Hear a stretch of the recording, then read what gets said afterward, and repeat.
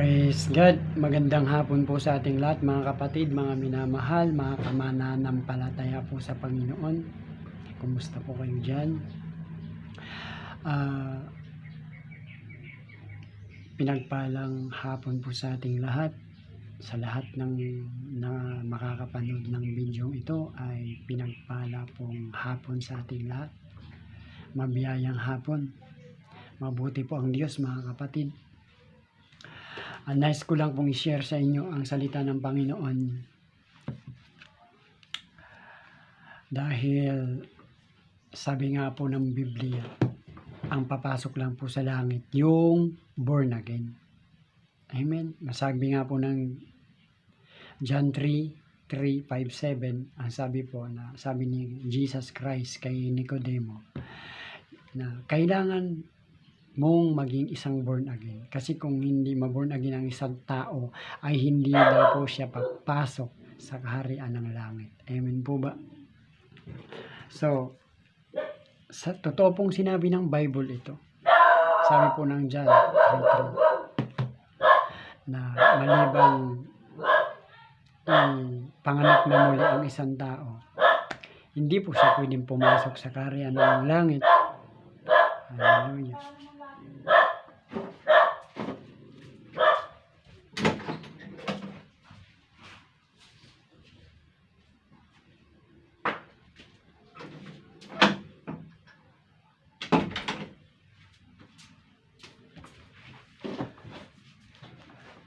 So, sabi po ng Bible ay maliban lang po talaga na maborn again po yung isang tao. Kahit po anong gawin ng isang tao. Gaano mo mang katalino, mag-aral ka sa iba't ibang universidad sa buong Pilipinas, mga class na mga school sa iba't ibang bansa, kapag hindi ka maborn again, sino ka man, saan ka man nandoon, ano man ang katayuan mo, mahirap ka man o mayaman, hindi ka magiging banal o papasok sa langit. Bakit po? Dahil sabi ni Jesus, eto tandaan nyo, sabi niya, malibang maipanganak ng muli ang isang tao, ay hindi po siya pwedeng pumasok sa kaharian ng langit. Maliwanag po yun. Yun po kasing iba, sabi po nila, yung born again daw, mga panibago nga pong mga relihiyon, sabi nga nila, ayan na, paulit-ulit na lang, born again, panibagong relihiyon. Magulo na ika ang mundo kasi marami ng relihiyon na lumabas. Pero ang born again po, maliwanag po, na hindi po relihiyon at hindi po ito gawa ng tao. Ito po ay kamangha-mangha po na bagay na ang tanging makakagawa lamang po ay ang ating Panginoong Hesukristo, walang iba. Hindi din po ito pwedeng gayahin dahil hindi po kayang gawin ng tao ito. Dahil maliwanag na sabi ng Biblia na ang Diyos ay hindi siya nagpapakita ng mga bagay na kayang gawin ng tao. Lahat po ng ginagawa ng Lord ay yung pong hindi kayang gawin ng tao. Kasi pag kaya pong gawin ng tao, pagyayabang po yung tao. Sabi na, ay, alam ko na yan. Di ba? Ganyan talaga ang tao eh. Pero dahil wala po, ang kaisipan po ng Diyos ay hindi po kaisipan katulad ng tao. Ang kanyang mga balak at mga plano ay hindi rin po natin mga balak at plano. At wala pong sino man pwedeng sumukat sa talino ng Panginoon. Dahil kung papaano ang langit at ang lupa, mas mataas ang langit kaysa lupa. Yung ating kaisipan ay sa lupa lang.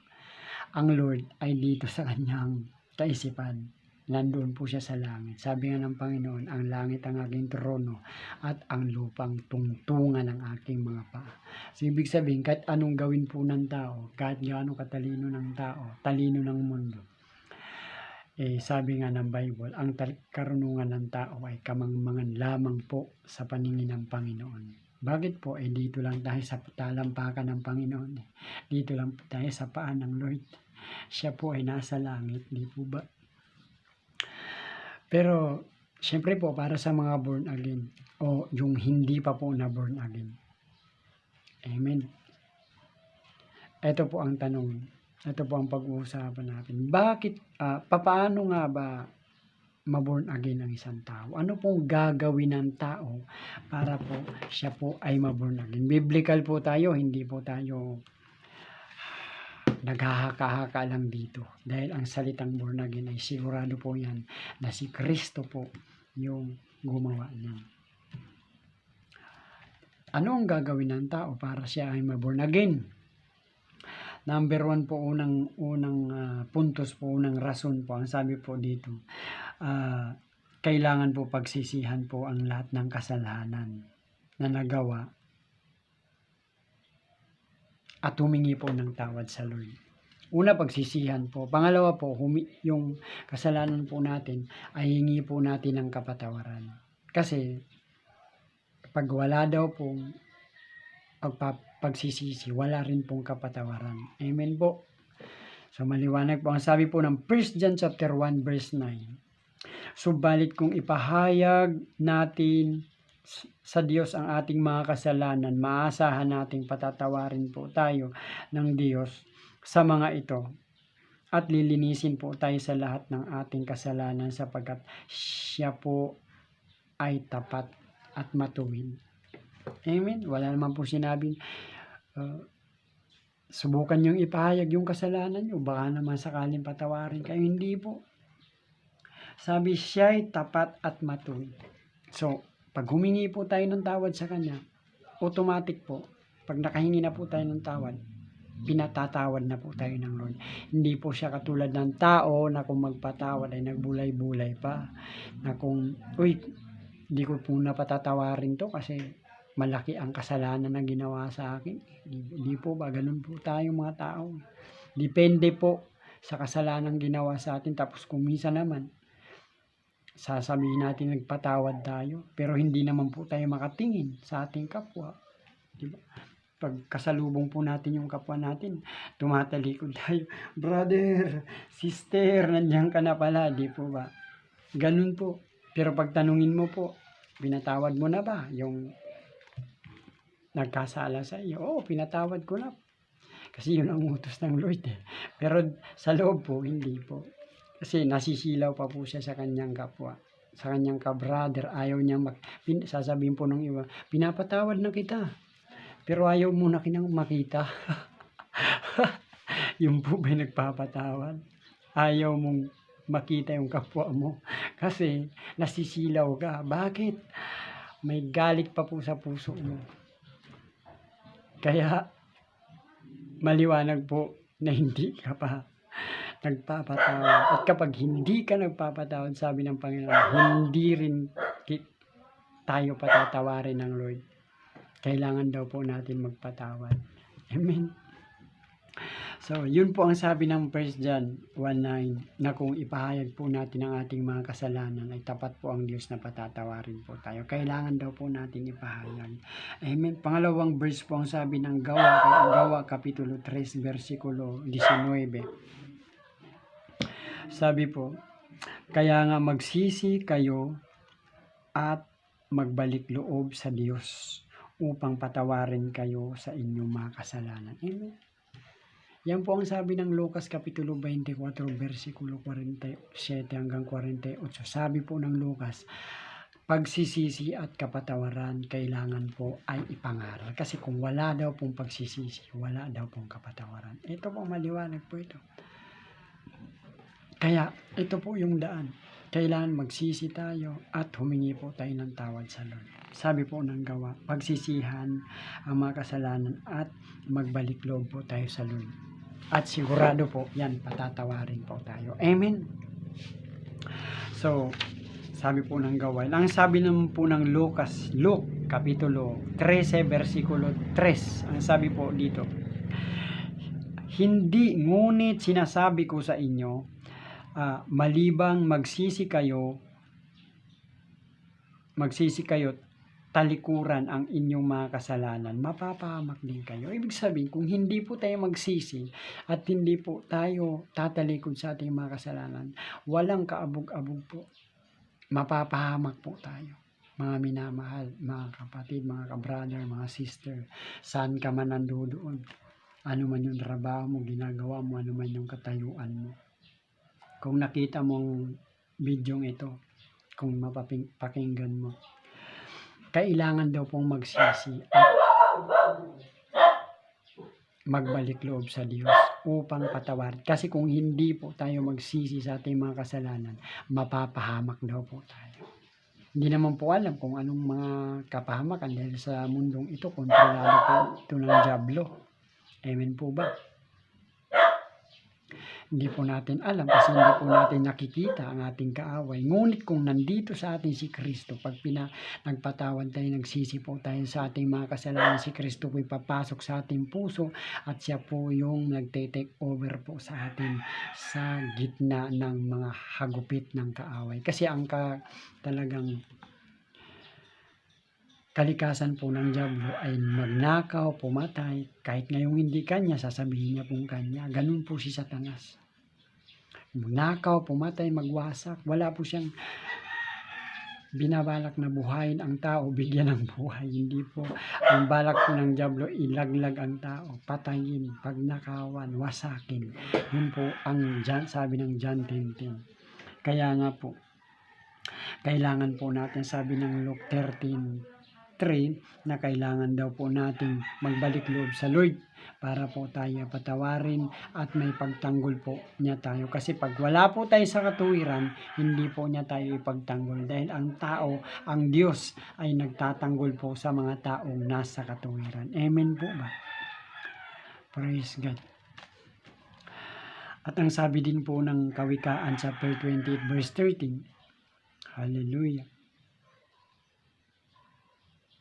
Ang nagkukubli ng kanyang sala ay hindi po mapapabuti. Kasi nagsisinungaling tayo, kinukublian natin. Tapos kung atin namang kapatid nagkasala, porkit kapatid natin, tinatakpan natin yung kasalanan. So ang kasalanan po, ang pananagutan ng kapatid mo, pati ikaw damay sa paningin ng Diyos. Sapagkat ayaw ng Diyos yung nagkukubli ng kasalanan. Kapag mali po, ang Diyos po kasi, pag-ibig, maawain, mapagmahal. Pero hindi po niya tinotolerate, kinukonsinti pag nagkakamali ka. Kahit anak ka pa ng emperador, anak ka pa ng hari, paparusahan ka niya. Si Michael po, anak ng haring pinili ng Diyos. Anak ng haring Saul. Pero nung lumapastangan po sa kanyang lingkod, hindi po siya kinukonsenti ng Panginoon. Pinarusahan po si Michael. Hindi po siya nagkaanak hanggang po sa namatay. Yun po ang parusa. Kaya sino ka man, ano man ang katayuan mo, kahit ma-influensya ka, kapag nagkasala ka, ang Diyos po ay tapat sa kanyang pangako. Paparusahan ka niya. Hindi po, mali po yung sinasabi ng iba, hindi naman magparusa ang Lord, ay pag-ibig yung Lord. Pag-ibig po ang Diyos sa mga taong masunurin. Pero kapag hindi ka sumunod sa Panginoon at hindi mo siya pinapansin, yung kanyang mga pagtawag sa inyo, sa atin, siya po ay nagpaparusa po. Hindi naman siya nagpaparusa dahil galit po siya. Nagpaparusa po siya dahil tapat siya sa kanyang pangako para ituwid ang tao. So habang ang tao po ay hindi po siya tumatalima, itutuwid po niya. Kaya kung minsan tinutuwid po tayo ng Lord, nakakaramdam po tayo ng hapdi katulad ni Apostol Pablo habang siya po nung hinahagupit po niya kasalukuyan yung mga anak ng Diyos, siya po ay nabulag muna ng 3 araw. Di ba? Hirap noon. Hindi siya nakakain. Pero hindi po galit ang Panginoon doon. Talagang ginawa po ng Diyos yun para po si Apostol Pablo ay matauhan, mamulat at talaga pong sumunod sa Kanya. Ganun po ang Panginoon. Pag nagparusa po ang Lord, hindi po nababatay sa kung dahil nagkasala ka, kung hindi nagparusa ang Panginoon dahil itinutuwid ka niya at lahat yan nababatay po sa kanyang pangako na walang hanggan, pangako po ng Lord. Amen? Hindi naman katulad ng tao Pag nagparusa po yung galit, ay nako, hindi na makokontrol po. Baka sumobra pa po ang nararapat na parusa. Kaya nga po sa Haring David, pinapili po ng angel, ng prophet. Ang sabi po, anong gusto mong parusa? Hagupit ng kaaway o pananalanta ng salot, o ang Diyos magpaparusa sa inyo? Alam kasi ni Haring David, alam kasi ni King David yung ugali ng Lord. Kasi malapit siya sa Lord Alam niya na napakamahabagin ng Lord, at pag nagparusa ang Lord, hindi siya nagpaparusa dahil siya ay nagagalit sa iyo. Nagparusa siya dahil mahal ka ng Lord. Gusto kanyang maitutuwid. Kaya ang sabi ni Haring David, ang aking buhay ay pinagkatiwala ko. Ang aking buong sambayan ay pinagkatiwala ko sa Panginoon. Kasi alam niya, Lord, pag nagparusa ay matapat, hindi marahas, salip, puno ng pag-ibig. Amen? Ganun po. So, pangalawa po, paano ba maborn again po ang isang tao? Anong gagawin? Sabi dito, sumampalataya sa Panginoong Hesukristo at tanggapin po siya ng buong puso bilang Panginoon, Diyos manggagamot at tagapagligtas ng buhay. Amen. Paniwalaan po natin siya. Sumampalataya po na tayo na siya po ay muling binuhay ng Diyos. Amen. Siya po ay Diyos. Yung iba po kasi sumasampalataya na si Jesus ay prophet lang. Si Jesus ay tao lang. Parehas lang ika sa atin yan. Hindi nila alam si Jesus ay bunga ng Espiritu Santo. Ipinanganak ng Espiritu. Kasi ang Espiritu pumasok sa sinapupunan ng isang birhen na walang gumalaw at nabuntis po yung birhen. Di ba? Maliwanag po yun, ang Espiritu ng Diyos ay pumasok. So yung Espiritu, Diyos yun. Amen? Nagkatawang tao, pumasok lang sa katawang tao para ikaw at ako ay maligtas, ikaw at ako ay maiahon po niya sa sumpa ng kasalanan, sa lilim ng kamatayan. Yun po ang purpose. Grabing ginawa po ni Jesus. So kailangan daw po sumampalataya po tayo. Amen? Meron pong batayan ditong verses. Ang sabi po ng Gawa, Kapitulo 16, versikulo 31. Sabi po hallelujah. Sabi po niya sapagkat sumagot naman sila, sabi po, sumampalataya ka sa Panginoong Hesus at maliligtas ka, ikaw at ang iyong sambayanan. Sabi ng Gawa, Kapitulo 16, versikulo 31. Sumampalataya po tayo sa Lord. Paniwalaan po natin na talagang tayo tinubos na ng Panginoon sa pamamagitan ng kanyang dugo, at sumampalataya tayo siya ay tunay at buhay na Diyos. Siya ay pinadala ng Ama para iligtas tayo. Siya ang daan at katotohanan at ang buhay, walang ibang daan. Si Jesus lang. Yun po, maliligtas daw po tayo. At hindi lang po yun, kailangan po sumunod po tayo, lakaran po natin ang kanyang salita. Marami naman po kasi dyan na maraming alam na verses, maraming alam ng salita ng Lord, pero hindi naman po natin nakikita sa kanilang buhay. Kasi pag nilakaran po natin ang salita ng Lord, makikita po natin sa isang tao kung anong meron siya. Amen? Kaya yun po, sumampalataya, sumunod. Siyempre, una po, pinakinggan po muna natin. Pangalawa, tinanggap natin. Pangalawa, pang-apat po, sumampalataya tayo. At pang-apat po ay linakaran po natin yun. Ginawa po natin bilang pagmamahal po natin sa Panginoon. Kasi siya naman po talaga ang unang nagmahal sa atin, di ba? Hindi naman po magawa ng Lord yan kung hindi niya tayo mahal. Amen, di ba? Pati bugto niyang anak, binigay niya.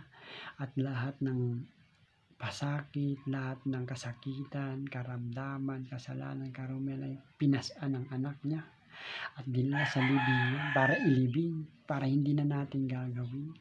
Amen. Hindi na tayo magpipinitensya para gayahin si Jesus. Amen. Praise God. Maraming salamat po. Yun po. At ang sabi po ng Romans chapter 10 verse 9, kung ipahayag po natin ng ating mga labi na si Jesus ay Panginoon at buong puso daw tayong sasampalataya sa Kanya, maliligtas daw po tayo. Amen. Yan po ang dahilan. Kaya po si Kristo ay pinako sa cross para ikaw at ako ay maborn again. Kasi kung hindi po nagkaganon, hindi po tayo pwedeng maborn again. Kasi walang kabayaran at walang pwedeng magbayad. Sabi nga ng Bible, kamatayan ang kabayaran. Kaya naman binayaran ni Jesus ng kanyang kamatayan at ang kanyang dugo. Amen. Minsan na niyang hinandog ito, pero panghabang panahon na ito, hindi na po niya uulitin yun. Amen po.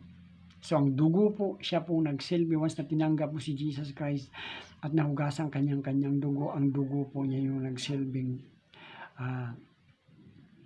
asin na nagpapanatili sa kaligtasan na tinanggap niya. Na hindi mapapanis, hindi ka masisira, kung hindi laging sariwa sa pamagitan po yan ang dugo ng ating Panginoong Jesucristo na tumigi sa krus ng Kalbaryo. Amen. Yun po ang dahilan. Ang asin po ay para po sa mga isda, para hindi mabulok mga karne pag nilagyan ng asin, hindi po siya nasisira. Ganon din po ang ating pananampalataya sa pamagitan ng ating dugo ni Kristo na nabuhos sa krus ng Kalbaryo, naghugas sa atin. Tuloy-tuloy po yan. Palagi pong sariwa ang ating pakipag-ugnayan sa Panginoon. Lagi pong fresh ang ating relasyon sa Panginoon sa pamagitan ng kanyang dugo. Amen po ba? So, hallelujah. Yun lang po. At para naman po doon sa hallelujah, hindi pa po nakatanggap at nais pong maborn again, ang pagtanggap po sa Panginoong Jesucristo ay kailangan lang po na sumunod po tayo sa panalangin ng pagtanggap. Kasi bilang pagsampalataya at pagtanggap, pagsisisi po, susunod po tayo sa panalangin.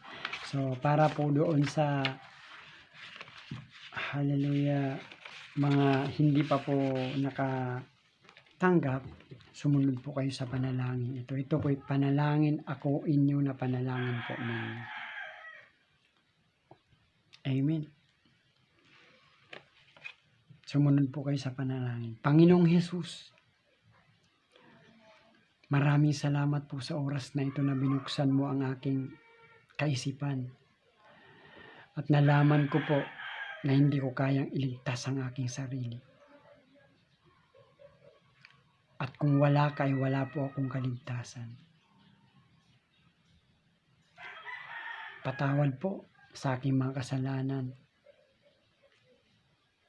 Mula pa nung una ng aking pagkabata hanggang sa mga oras na ito, hanggang sa kasalukuyan. Patawarin po ninyo ako, Panginoon. Linisin niyo po ako ng inyong mahal na dugo. Patawad po. Ako'y nagtampo, nagalit na po at naginanakit, nabag sa sarili. Patawarin po ninyo ako. Patawad po. Ako'y naghanap ng katotohanan sa maling kaparaanan. Patawad po, Panginoon, sa hindi ko pag-una sa inyo, Panginoon. Kinalimutan at kinaligtaan ko ang inyong mga salita. Hiningi ko po ito ng kapatawaran. Patawad po sa aking pag-inom ng alak, sugal, sigarilyo, drugs. Nagagamit ko rin po ang aking katawan sa kalayan, kalaswaan, pangalon niya, pakikiapid. Patawarin po ninyo ako, hugasan niyo po ako ng inyong mahal na dugo. Patawad po, ako po'y nagalit sa aking mga magulang. Nagtanim po ako ng sama ng loob. Patawad po. Simula sa mga oras na ito, pumasok po kayo sa puso ko. Tinatanggap ko po kayo bilang personal na tagapagligtas ng buhay ko. Simula ngayon, pangunahan mo ang buhay ko, pangunahan mo ang isip ko. Ikaw nang masusunod sa buhay ko. Ako'y nangangako na susunod, maglilingkod ako sa inyo, Panginoon, habang ako ay nabubuhay. Hanggang sa ako'y maging kagaya mo. Maraming salamat po. At ako'y naniniwala at sumampalataya na ikaw ang Diyos. Ikaw ang aking dakilang manggagamot. Ikaw ang aking tagapagligtas. Noon, ngayon at magpakailanman. Hindi magbabago. Salamat po. Ako'y naniniwala din po na ang pangalan ko po ay isinulat mo na sa aklat ng buhay. Gawin niyo po akong kagaya mo. Gawin mo akong tagapagmanang kasama ng Panginoong Hesukristo. Maraming salamat po sa oras na ito. Salamat po, Panginoon, sa aking kaligtasan na walang bayad. Sa pangalan ni Jesus. Amen. God bless you po. Kapatid, kung sumunod po kayo sa panalangin, lahat ng sumusunod sa panalangin ito ay born again po kayo. So, pwede nyo na pong umpisa ng pagsunod, pagsamba, pagdalo sa mga gawain. At paglingkuran po natin ang Panginoon ng buong puso, buong kaluluwa. Ang sabi po ng Mark chapter 12 verse 30 to 31, mahalin po natin ang Panginoong Diyos ng buong puso, lakas, isip, buong kaluluwa. Yun po, ibig pong sabihin, sabi ng Matthew 6:33, unahin po natin ang Diyos higit sa lahat ng bagay. At kapag inuna po natin siya, lahat ng bagay na kailangan natin, ibubuhos po ng Panginoon sa atin. Yun po yung pangako niya. At wala po siyang optional na salita, walang pero, walang kasi, walang baka. Sabi niya, ibubuhos daw po. Siksik lilit at umaapaw pa, sabi ng Luke 6:38, di ba? Walang sukat kalagyan. Kaya maraming salamat po. God bless you po sa ating lahat. Mabuti po ang Panginoon. Gabayan po kayo ng Panginoon. Amen.